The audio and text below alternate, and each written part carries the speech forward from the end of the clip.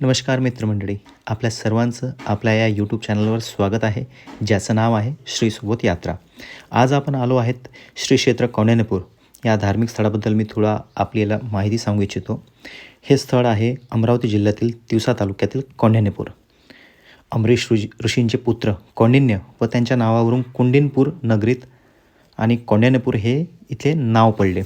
प्रभू श्रीरामचंद्रांची आजी आणि राजा दशरथाची आई इंद्रमती, नलराजाची राणी दमयंती, अगस्त्य ऋषींची पत्नी लोपामुद्रा, भगीरथ राजाची माता केशिनी ह्या संतांचे माहेर व नाथ संप्रदायातील चौरंगीनाथांचे जन्मसुद्धा कौंडिण्यपूरच आहे.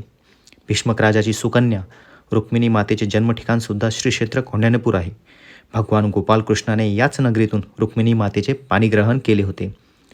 अंबिका मातेचे शक्तिपीठ श्री क्षेत्र कौंडिण्यपूर आहे.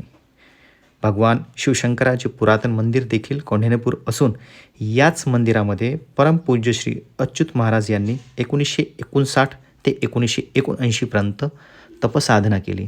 इथलं वातावरण, इथलं साफसफाई, इथली पोलीस यंत्रणा अतिशय सुंदर अशी आणि देखावे तर एवढे की आपल्याला मंदिरं खूप सारे आहे. आपण जर या ठिकाणी जर भेट दिली तर याच ठिकाणी वंदनीय राष्ट्रसंत तुकडोजी महाराज यांची एक खोलीसुद्धा आहे, ज्या ठिकाणी ते बसून मनन चिंतन करायचे.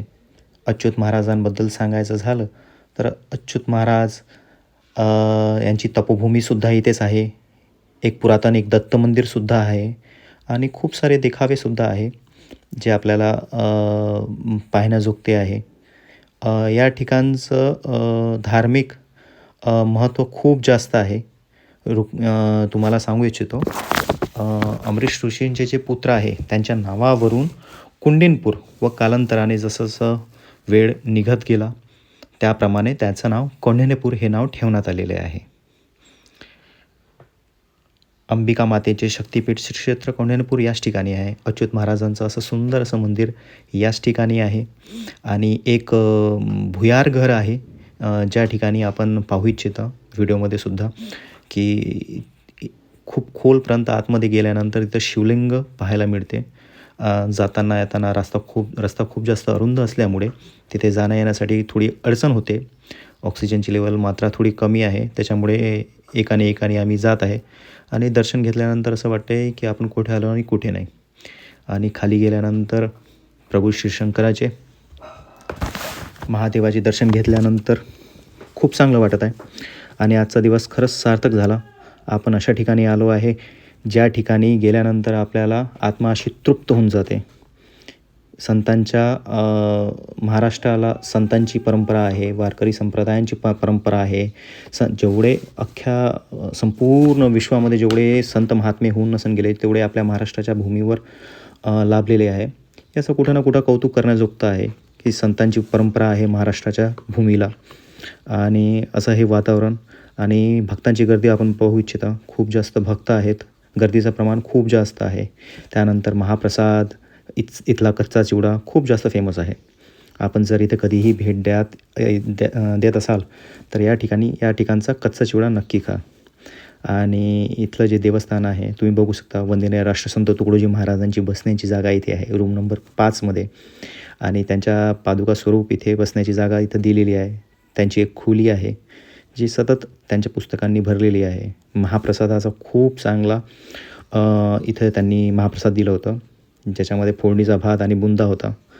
वेगवेगळ्या गावातून दिंड्या आल्या होत्या, चहा पाण्याची नाश्त्याची सोय होती इथे.